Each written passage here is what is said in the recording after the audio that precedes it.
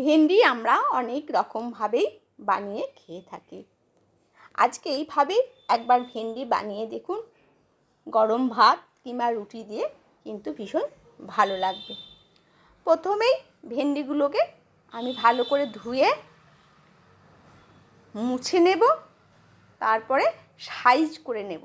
একই রকম ভেন্ডি যদি সাইজ হয় তাহলে কিন্তু খুব ভালো হয়, আর যদি ছোট বড় হয় তাহলে বড়গুলোকে একটু ছোট করে নিলেই হবে। সমস্ত ভেন্ডি আমি কেটে তুলে রেখে দিয়েছি। এবার নেব আমি দুটো মাঝারি সাইজের আলু দিয়ে কিন্তু ভেন্ডিটা খেতে কিন্তু ভালো লাগবে। আলুটা আমি এইভাবে লম্বা লম্বা করে আমি কিন্তু কেটে দিচ্ছি, আপনারা একটু ছোট সাইজ করে দিলেও পারেন। আমি লম্বা করে আলুগুলো কেটে নিচ্ছি। আলুগুলো আমি ধুয়ে নিয়েছি আর ঠিক এইভাবে সাইজ করে নিয়েছি। কড়াইয়ের মধ্যে সর্ষে তেল দেব। সর্ষে তেল দিয়ে আমি ভেন্ডিগুলোকে হালকা করে কিন্তু ভেজে নেব। হালকা করে ভেজে নেব আর সামান্য ঢাকা দিয়ে দিয়ে ভেজে নেব, যাতে ভেন্ডিটা হালকা নরম হয়ে যায়। আর ভেন্ডি কিন্তু আমরা কখনোই কাটার পরে ধোবো না, তাহলে কিন্তু এই যে একটা পিচ্ছিল টাইপের হয়ে যায়, সেটা কিন্তু একদম শুকাতে চায় না। সেই জন্য ভেন্ডি কাটার আগেই ধুয়ে নেব। ভেন্ডিগুলো আমার ভাজা হয়েছে, আমি তুলে নিয়েছি। ভেন্ডি ভাজার তেলের মধ্যেই আমি 5 ফোড়ন দিয়ে দেব। এতে কিন্তু 5 ফোড়ন দেব, গন্ধটা কিন্তু খুব ভালো আসবে। এবার 5 ফোড়নটা হালকা করে ভেজে নেওয়ার পরে আমি আলুগুলো প্রথমে দিয়ে দেব। আলুগুলো কিন্তু একটু লাল করেই ভাজতে হবে, কারণ আলুগুলো একটু মোটা করেছি, খেতে কিন্তু ভালো লাগবে সেই জন্য, নাহলে তাড়াতাড়ি গলে যাবে। একটু কিন্তু ঢাকা দিয়ে দিয়ে আর একটু তেল বেশি দিয়ে দিয়ে কিন্তু আমি আলুগুলোকে ভেজে নেব। যদি তেল কম থাকে তাহলে একটু তেল দিয়ে দেবো, আর যদি তেল থাকে তাহলে ওই তেলে কিন্তু আলুটা পরিমাণ মতো তেল হিসেবেই ভেজে নেব, আর ঢাকা দিয়ে দিয়ে কিন্তু ভেজে নেব। আলুটাতে আমি সামান্য নুন আর সামান্য হলুদ দিয়ে আমি ভেজে নেব।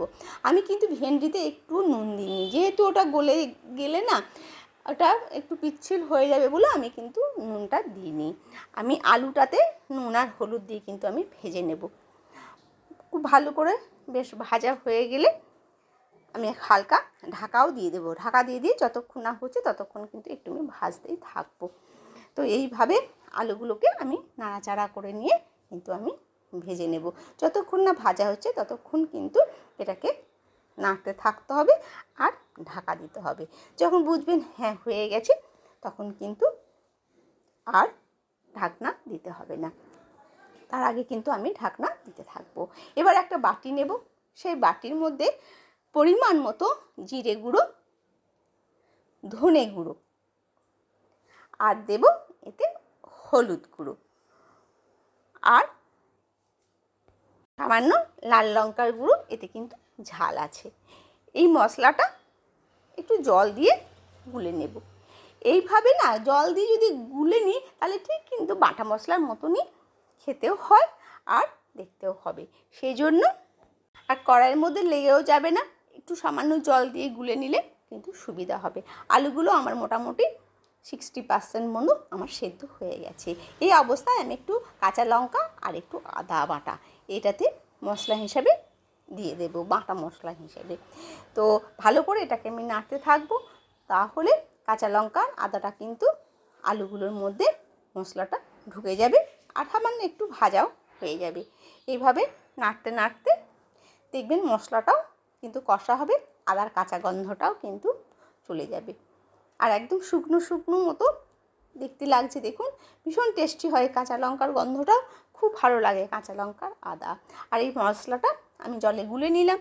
এবার আমি এই গোলা মশলাটা সেই আলু আর আদা কাঁচা লঙ্কা যেটা আমি কষে নিয়েছি তার মধ্যে দিয়ে দেব। দিয়ে ভালো করে এটাকে নেড়ে চেড়ে নিয়ে এটাকে হালকা করে আমি ফুটতে দেব। জল যদি আপনাদের আরেকটু লাগে অবশ্যই দিতে হবে, কারণ আলুগুলোকে একটু সেদ্ধ করতে হবে। আর জলটা কিন্তু গরম জল হয়। গরম জল দিলে কিন্তু, যেহেতু গরম থাকে, ঠান্ডা জল দিলে কিন্তু আলুটা আবার একটু আপনার সেদ্ধ হতে একটু টাইম লাগবে।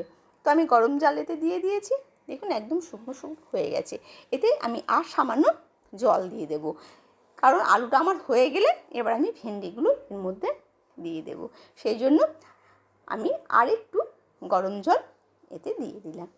এবার যখন এটা সুন্দরভাবে ফুটে উঠবে সেই অবস্থায় আমি ভেন্ডিগুলোকে দিয়ে দেব, কারণ ভেন্ডিগুলো তো আমার ভাজাই আছে, তাহলে মশলাটাও ঢুকবে প্লাস আলুর সাথে ভেন্ডিটাও কিন্তু সেদ্ধ হয়ে যাবে।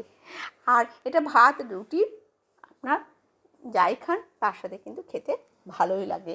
আর ভেন্ডি যারা ভালোবাসে তাদের তো এই সবজিটা খুবই ভালো লাগবে খেতে। অবশ্যই এইভাবে একবার বানিয়ে খাবে, দেখবেন খুব ভালো লাগবে। এখন তো ভেন্ডির টাইম, নতুন নতুন ভেন্ডির রেসিপি বানাতেই হবে আমাদের। আর ভেন্ডি আমাদের খাওয়াও খুব ভালো। তো ভেন্ডিটা কিন্তু এবার আলুর মধ্যে ফেলে দিয়েছি, দেওয়ার পরে কিন্তু ওটা আস্তে আস্তে ফুটে উঠবে, ভেন্ডিটাও নরম হয়ে যাবে আর মশলাটাও কিন্তু ভেন্ডির মধ্যে ঢুকে যাবে। এবার আপনাদের একটু নুনটা চেক করে নিতে হবে। যদি আপনার নুনটা ঠিক মতো হয়ে যায় তাহলে ভালো, না হলে আরেকটু নুন দিয়ে দেবেন। আমি দেখলাম নুনটা আমার মোটামুটি একটু হয়ে আছে, আর একটু দিলে কোনো অসুবিধা নেই। একটু সামান্য ওপর থেকে কিন্তু চিনি দিয়ে দিলাম। চিনিটা কিন্তু নিরামিষ রান্নাতে কিন্তু ভীষণ ভালো লাগে খেতে। তা বন্ধুরা, এইভাবে কিন্তু ভেন্ডি রেসিপিটা বানিয়ে নেবেন।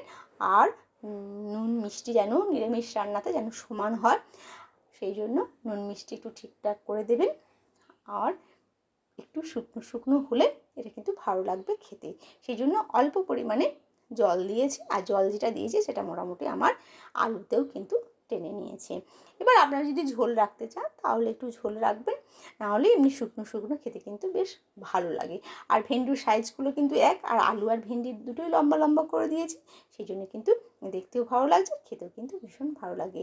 তা বন্ধুরা, এইভাবে আলু ভেন্ডি রেসিপি কিন্তু বানিয়ে নিলাম। আপনাদের কেমন লাগলো অবশ্যই কমেন্টস করে জানাবেন।